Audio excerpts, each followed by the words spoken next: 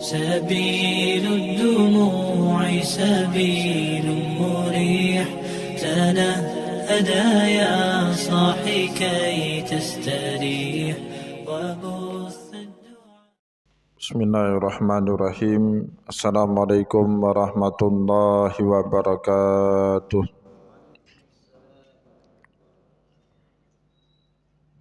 Alhamdulillahilladzi ja'alal ilma taharatan linnufus wa nuran lil basair wa hadiyan ilal jannah. Asyhadu an la ilaha illallah wahdahu la syarika lah. Wa asyhadu anna Muhammadan abduhu wa rasuluhu sahibul burhan. Allahumma salli wa sallim ala rasulikal karim Muhammad sallallahu alaihi wasallam wa ala alihi wa ashabihi wa man tabi'ahu bi ihsanin ila yaumiddin. Summa amma ba'du.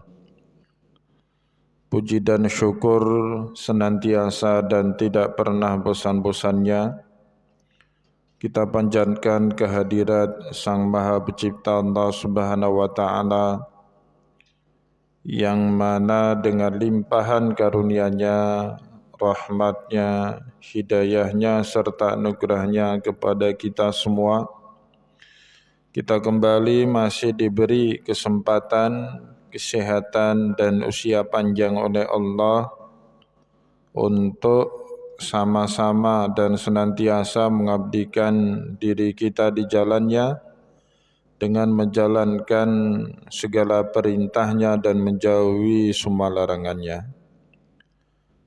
Salawat diringi salam juga tidak pernah lupa pula kita hanturkan kepada junjungan alam Nabi besar Muhammad sallallahu alaihi wasallam, di mana beliau telah bersabda dalam sebuah hadisnya, inna lidzunubi dzunuban la yukaffiruha as-salatu wala saumu wala zakatu wala hajju wala jihadu fi sabilillah illa al-ghumum wal humum fi talabil ilmi. Dalam agama ini dari sekian banyak jenis dosa, ada satu dosa yang tidak bisa dihapus dengan rakaat solat yang kita kerjakan, dengan puasa yang kita lakukan, dengan zakat yang kita tunaikan, dan juga tidak bisa dihapus dengan haji yang kita kerjakan, dan juga jihad fi sabilillah, kecuali dengan cara berletih dan payah dalam menuntut ilmu. Bapak Ibu kaum muslimin dan muslimat yang dimuliakan oleh Allah, semoga pengajian kita pada kesempatan subuh yang baik ini menjadi sarana bagi kita semua agar dosa-dosa kita diampuni oleh Allah Subhanahu wa taala. Amin ya rabbal alamin. Bapak Ibu kaum muslimin dan muslimat yang dimuliakan oleh Allah, insyaAllah pada kesempatan subuh ini kita kembali melanjutkan pengajian kita dengan kitab Syajaratul Ma'arif karya Sultanul Ulama Syekh Izzuddin bin Abdissalam rahimahullahu ta'ala anhu. Dan insyaAllah pada kesempatan subuh kali ini kita akan membaca keterangan berikutnya dalam fasal pembahasan berikutnya. Faslun fi insyirahi sadri bil batili. Fasal tidak bolehnya dada kita itu lapang terhadap perbuatan-perbuatan batil. Atau dengan kata lain, kita tidak dibolehkan oleh Allah tersilaukan dengan perbuatan maksiat, tersilaukan dengan perbuatan batil yang dikerjakan oleh orang lain, meskipun terkesan perbuatan batil itu indah, enak, menghanyutkan dan seterusnya. Di sini kemudian Syekh Izzuddin bin Abdissalam mengutip kepada kita firman Allah di dalam surat An-Nahl ayat 106. Man kafara billahi min ba'di imanihi illa man ukriha wa qalbuhu mutmainnun bil iman walakin man syaraha bil kufri sadran fa alaihim ghadabun minallah. Bapak Ibu kaum muslimin dan muslimat yang dimuliakan oleh Allah, di dalam surat An-Nahl ayat 106 ini Allah Subhanahu wa taala berfirman, man kafara billahi min ba'di imanihi, barang siapa saja yang kufur kepada Allah setelah sebelumnya dia beriman, illa man ukriha wa qalbuhu bil iman, kecuali orang yang dipaksa oleh orang lain untuk mengucapkan kalimat kufur. Jadi Allah Subhanahu wa taala tidak pernah meridhoi sikap kita manusia setelah kita beriman dan kembali murtad ke dalam jalan kekufuran. Illa man ukriha wa qalbuhu mutmainnun bil iman, kecuali jika kita dipaksa oleh orang lain untuk mengucapkan kalimat-kalimat kufur, untuk kemudian murtad dari keimanan kita, wa qalbuhu mutmainnun bil iman, sedangkan kalbu kita itu masih tenang dalam keimanan kita. Ini ayat Bapak Ibu turun pada saat sahabat Nabi Muhammad satu keluarga disiksa oleh orang Quraisy dulu, ya. Ada Ammar bin Yasar dan juga orang tuanya Yasar, dan juga Sumayyah istri daripada Yasar, ibunya Ammar bin Yasar. Mereka ini keluarga budak, keluarga hamba sahaya, disiksa, ya,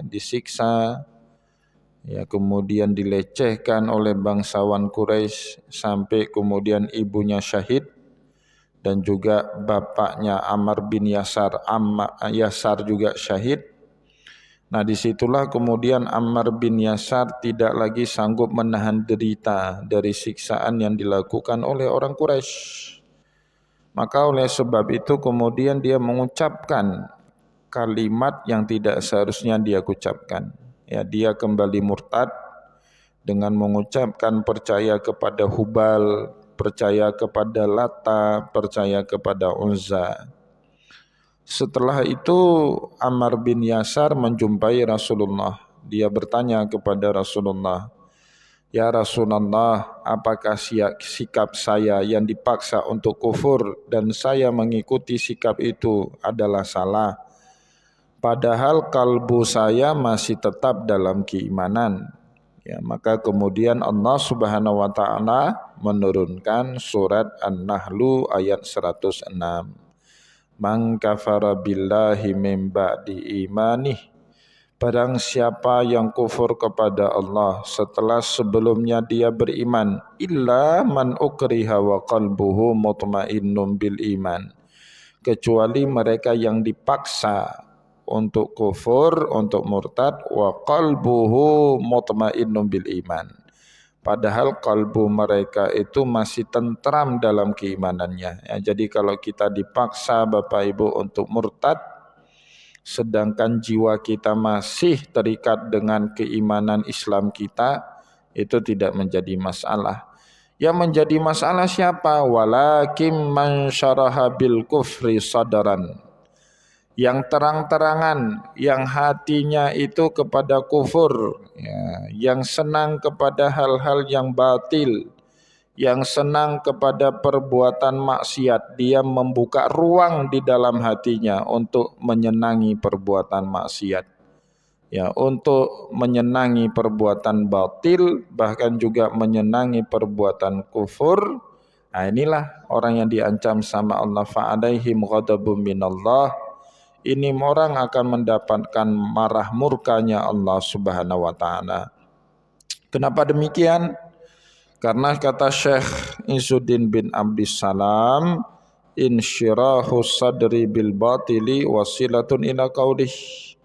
Ketika kita menjembarkan dada kita, jiwa kita, kalbu kita kepada perbuatan batil, itu adalah wasilah agar kita kemudian mengucapkan ucapan batil itu. Dari ucapan lahir perbuatan, dari perbuatan yang terus berulang-ulang menjadi kebiasaan. Kalau sudah menjadi kebiasaan, menjadi karakter, menjadi watak kita. Kalau watak kita batil, maka juga takdir kehidupan kita dikelilingi oleh hal-hal yang batil. Jadi itu berpengaruh paralel dari satu ke yang lain, ya, mulai dari pikiran, pikiran menumbuhkan kesadaran, kesadaran kemudian melahirkan ucapan, ucapan melahirkan perbuatan, dan kemudian perbuatan berulang-ulang menjadi suatu kebiasaan, menjadi suatu habit, ya, kebiasaan baru bagi kita. Nah, kalau yang kita pikirkan itu yang batil, lama kelamaan ucapan kita juga batil, Bapak Ibu, ya. Kalau sudah ucapan kita batil, lama kelamaan perbuatan kita juga batil. Perbuatan batil kalau dibiasakan menjadi kebiasaan baru, menjadi habit, ya, menjadi watak kita nanti, menjadi karakter kita. Jadi orang itu mengenal kita itu dari apa? Dari apa yang kita ucapkan berulang-ulang, dari apa yang kita kerjakan berulang-ulang. Bapak Ibu, saya tidak mungkin dikenal sebagai ustaz kecuali setelah memberikan pengajian, ceramah, tausiah berulang-ulang. Kalau hari ini mungkin kerjaan saya buat mebel berulang-ulang, orang akan kenal saya sebagai tukang kayu. Ya, siapa itu Mizan Iskandar? Itu tukang mebel, tukang buat kayu. Kenapa? Banyak sekali saya memproduksi mebel. Banyak saya berhasil membuat meja, membuat kursi dari kayu, ya. Jadi orang itu mengenal kita apa? Dari perbuatan kita yang berulang-ulang. Maka perbuatan yang berulang-ulang itu akan menciptakan takdir dalam kehidupan kita, ya. Takdir saya ya sebagai ustadz, mungkin kalau saya berulang-ulang buat kayu, maka takdir saya sebagai tukang kayu, Bapak Ibu, kaum muslimin dan muslimat yang dimuliakan oleh Allah. Maka oleh sebab itu dilarang keras kita memberikan pintu atau membukakan pintu dalam jiwa kita untuk masuk perkara-perkara yang batil. Ya, itu jangan sampai, ya, jangan sampai kita tersilaukan dengan hal-hal yang batil. Meskipun kadang-kadang yang batil itu menghanyutkan, Bapak Ibu, mengenakkan, menyamankan kehidupan kita, tapi kita tidak boleh cemburu dengan hal-hal yang batil. Itu ada dalam agama namanya istidraj. Istidraj itu orang berbuat batil tapi kok kayaknya nyaman sekali kehidupan mereka. Nah, ini kita dilarang untuk cemburu dengan mereka, ya. Tidak boleh kita ngambil hati, membuka pikiran, membuka hati atau kalbu jiwa kita untuk memberikan ruang kepada mereka yang berbuat istidraj dan kita mengikuti apa yang mereka lakukan. Tidak boleh itu. Apa itu istidraj? Stimulan dari Allah kepada seseorang untuk terus melakukan perbuatan maksiat, perbuatan batil, meskipun kelihatannya mereka itu baik-baik saja, tapi sebenarnya hakikatnya mereka tidak dalam keadaan baik-baik saja, ya. Ada koruptor, Bapak Ibu, dibiarin terus sama Allah dalam perbuatan korupsinya. Sepertinya hidupnya nyaman-nyaman saja itu, ya. Terus karirnya bagus, istrinya bisa belanja barang-barang mewah, anak-anaknya bisa kuliah di luar negeri. Tapi kalau dia melakukan perbuatan maksiat untuk melanggengkan karirnya, untuk membuat bahagia keluarganya, kita itu dilarang, Bapak Ibu, dalam agama untuk cemburu kepada orang seperti itu. Itu orang sedang kena istidraj namanya, dibiarin terus, distimulus sama Allah. dibiarin terus dalam perbuatan maksiatnya. Sampai suatu saat Allah Subhanahu wa taala sudah bosan dengan maksiat dan perbuatan batil orang tersebut, Allah jatuhkan. Biasanya orang seperti itu Bapak Ibu kalau sudah kena istidraj, jatuhnya tertimpa tangga, bukan hanya sekedar jatuh ya, jatuhnya tertimpa tangga. Menjelang usia pensiun, usia sudah 60 tahun, sudah sakit-sakitan, kena tangkap lagi sama KPK, sama penegak hukum, uangnya disita, hartanya diambil, ya, masuk dalam penjara, stres, tekanan hidup, pressure, apalagi setelah istrinya minta cerai, anak-anaknya tidak lagi mengakui ayahnya, ya, tidak ada lagi orang yang mengunjunginya. Dulu semua orang hormat saat tanda tangannya masih laku. Saat sudah ditangkap sama aparat penegak hukum, tidak ada lagi yang hormat, tidak ada lagi orang yang mengunjunginya, ya, sendiri di dalam bangsal penjara. Lama-kelamaan stres, sakit kena stroke. Kena stroke meninggal dunia lah di penjara, ya. Itu kita tidak boleh cemburu dengan orang-orang seperti itu. Itu namanya istidraj. Walladzina kadzdzabu biayatina sanastadrijuhum min haitsu la ya'lamun. Allah berfirman dalam Al-Qur'an, dan orang-orang yang mendustai ayat-ayat kami, sanastadrijuhum, mereka akan kami istidrajkan, ya, min haitsu la ya'lamun, tanpa mereka sadari. Kadang-kadang Bapak Ibu mereka dalam keadaan istidraj. Maka beruntung sekali Bapak Ibu, sedikit kita buat dosa kena teguran, baik teguran itu dari Allah atau teguran dan nasihat dari sesama manusia, itu beruntung sekali. Tapi biasanya kalau orang yang insyirahus sadrihi bil kufri, terbuka kalbunya kepada kufur, kepada batil, kepada perbuatan maksiat, ditegur, dikasih nasihat, tidak terima Bapak Ibu, marah bawaannya. Ya, apa kamu kok ngajari saya, anak kecil misalnya, ya. Nah, itu orang yang kalbunya terbuka kepada hal-hal yang batil. Man syaraha bil kufri sadaran, ditegur, dikasih nasihat, tidak terima.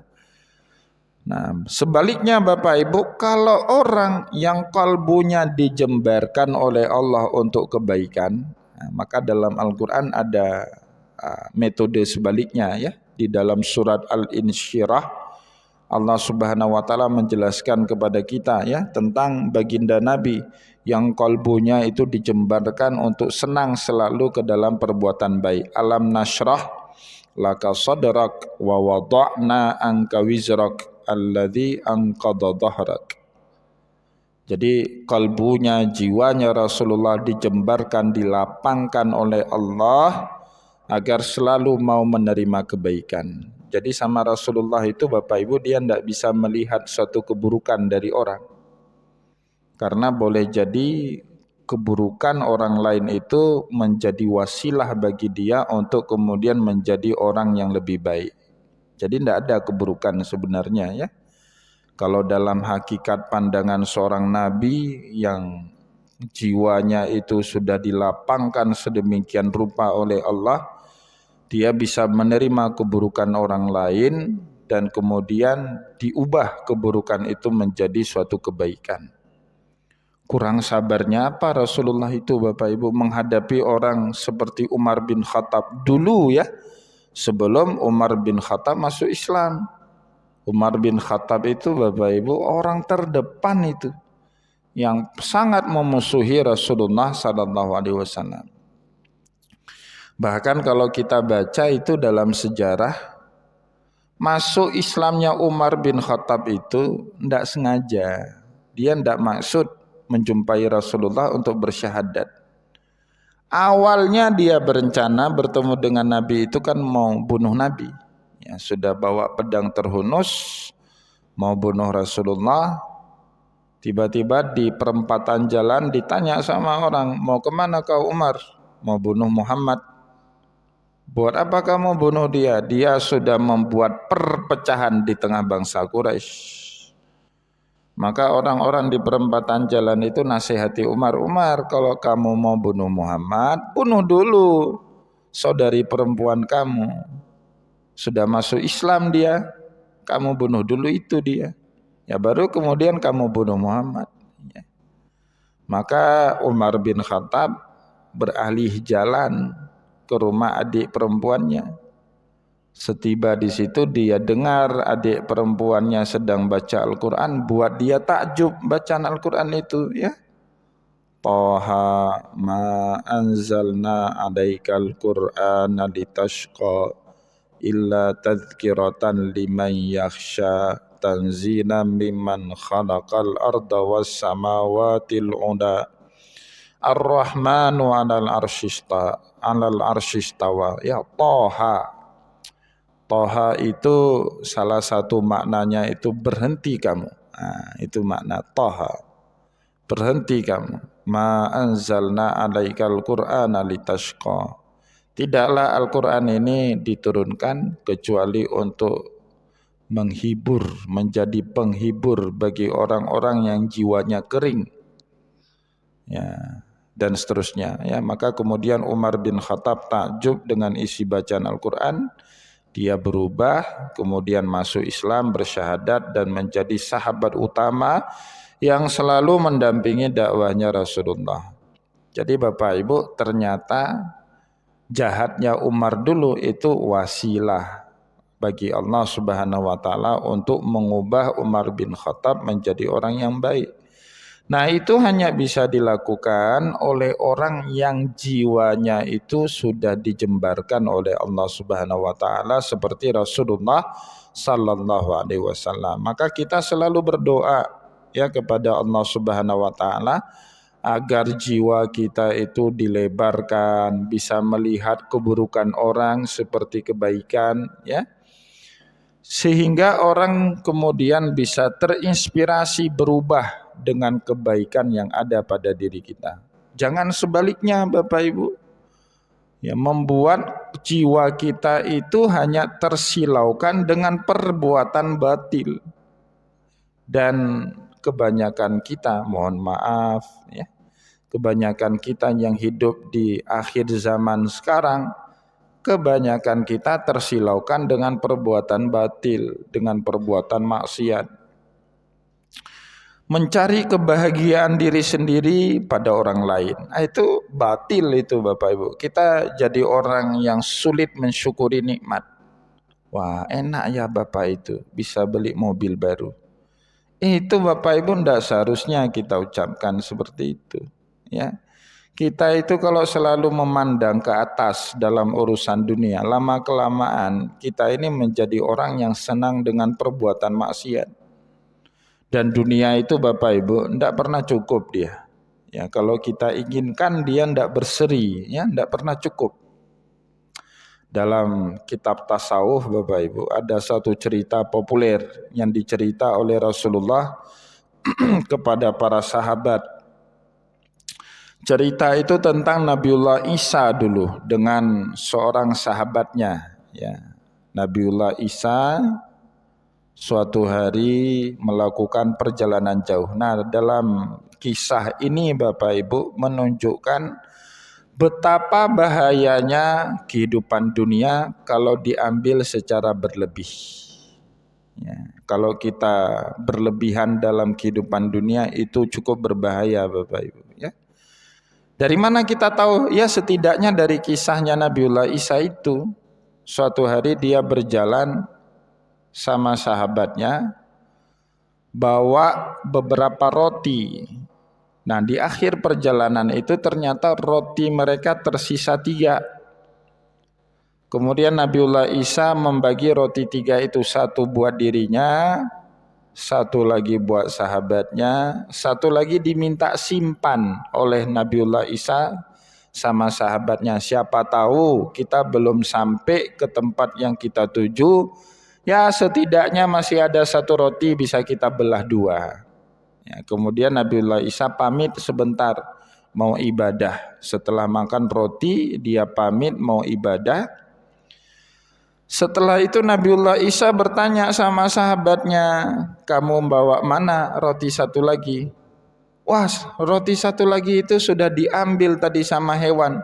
Lagi kita makan datang hewan buas ngambil roti kita, padahal dia sembunyikan. Rotinya ada sama dia. Jadi dia sudah makan satu haknya dia, satu lagi yang harusnya disimpan sama dia, kemudian diambil juga buat dia. Ya, yang namanya Nabiullah Isa terima ya pengakuannya, meskipun Nabiullah Isa tahu dia itu bohong. Jalan lagi. Dalam perjalanan itu mereka menemukan Bapak Ibu dua hewan bertarung, ada dua binatang, dua ekor kambing berlaga. Dalam laga itu dua-dua ekor kambing itu mati, tertusuk dengan tanduk mereka masing-masing. Ya. Nabiullah Isa kan punya kemampuan tukhrijul hayya minal maiti. Dia bisa menghidupkan yang mati. Dihidupkanlah kambing dua ekor yang sudah mati itu. Ya, kata Nabiullah Isa sama sahabatnya, demi zat yang telah menghidupkan kembali dua ekor kambing yang sudah mati ini, saya mau bertanya balik sama kamu. Kamu bawa kemana satu potong roti lagi? Oh beneran, sudah diambil sama hewan buas waktu kita pergi ibadah tadi. Ya, jalan lagi. Kemudian datang Nabiullah Isa ketemu dengan banyak bebatuan. Batuan itu diambil sama Nabiullah Isa, diubah jadi emas. Ya. Batu-batu berubah jadi emas. Demi zat yang telah mengubah batu-batu ini menjadi emas, saya tanya kembali kepada dirimu,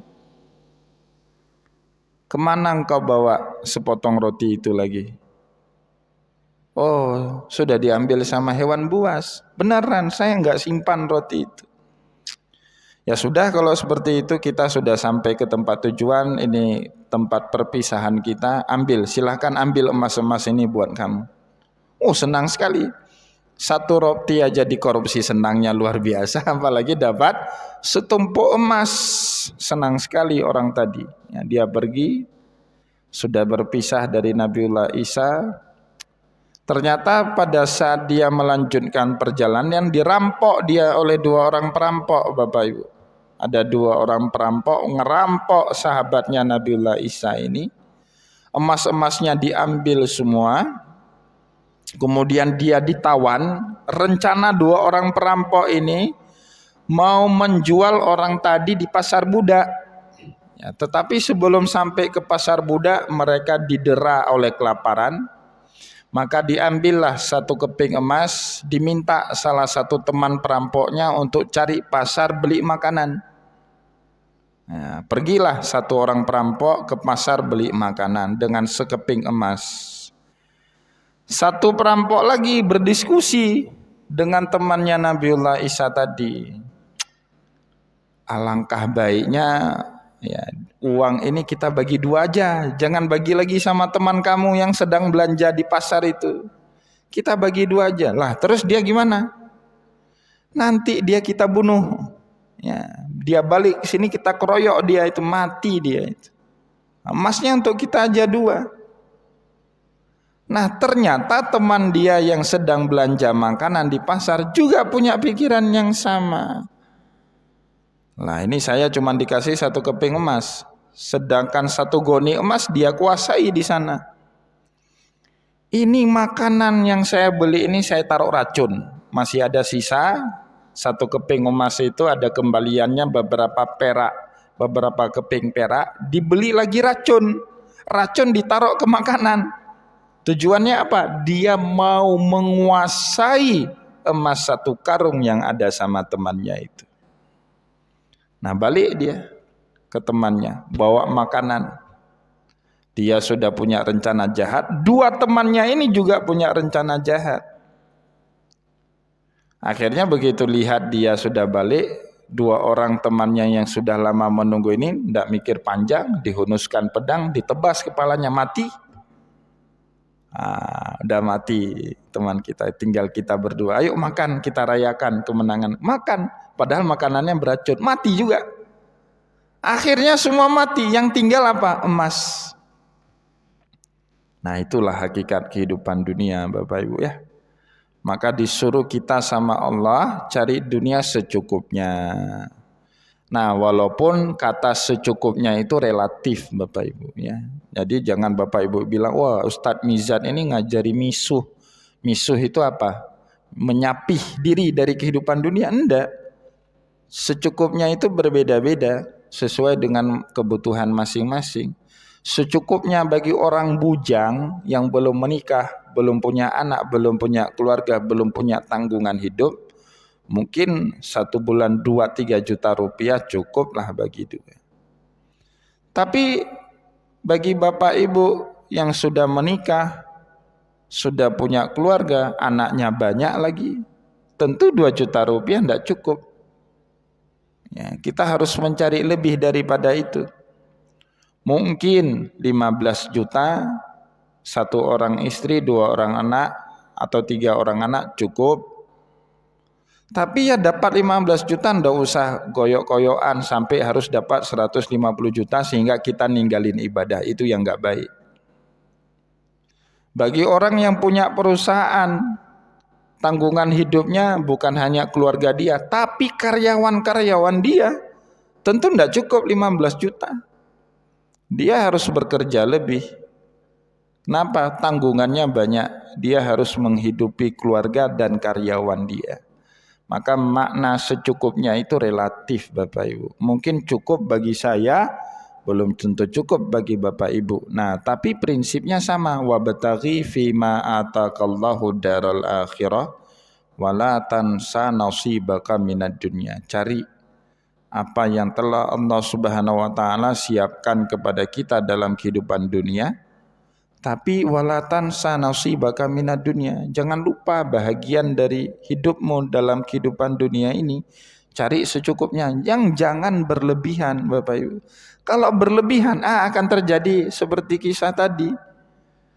Koyok-koyokan kita, sudah pensiun pun ya Allah, kasihan kadang-kadang ya.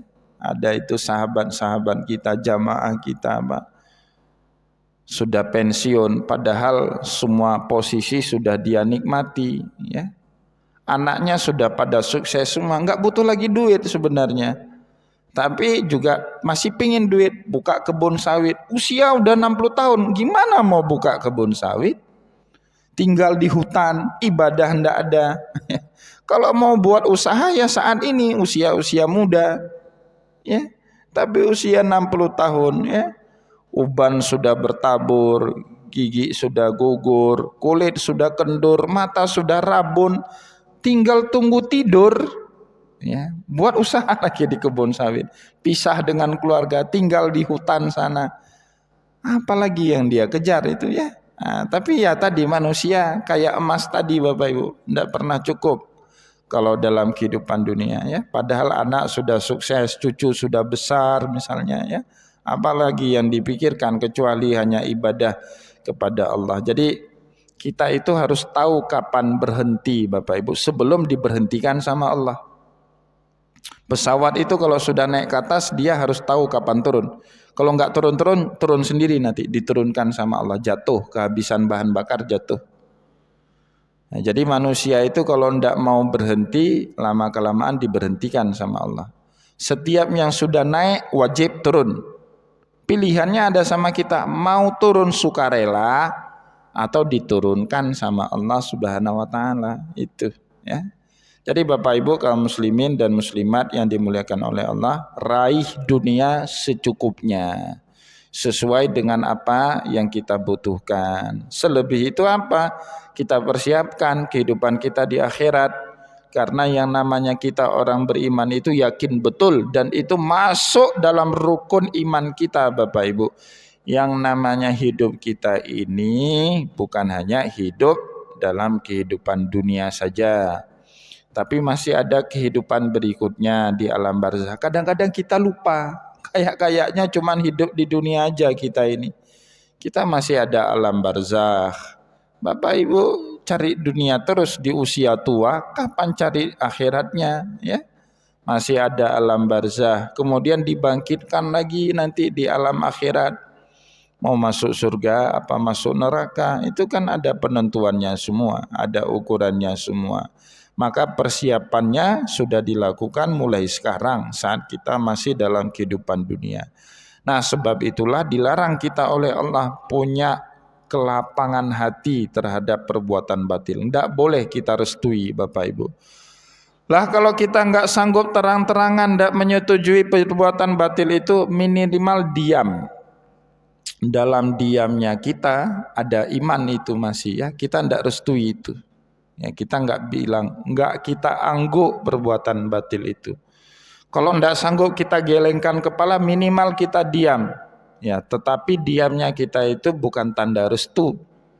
Diamnya kita itu tandanya kita lemah, tidak bisa menggelengkan kepala untuk tidak merestui perbuatan batil itu. Tapi setidaknya dalam diamnya kita itu masih ada iman, Bapak Ibu. Bahaya sekali kalau orang perbuatan batil pun dia angguk.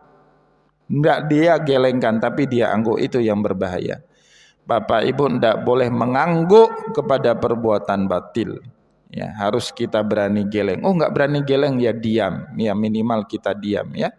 Ini jangan semua lihat dari orang kita anggukkan ya, perbuatan yang enggak benar dari orang itu sama sekali tidak dibenarkan dalam agama kita. Bapak Ibu kaum muslimin dan muslimat yang dimuliakan oleh Allah, insya Allah pada pertemuan yang akan datang kita juga akan menjelaskan ada tipikal orang itu yang mudah sekali sempit jiwanya, ya sedikit diuji dengan Allah. Faslun fi daiki sadri bil haq.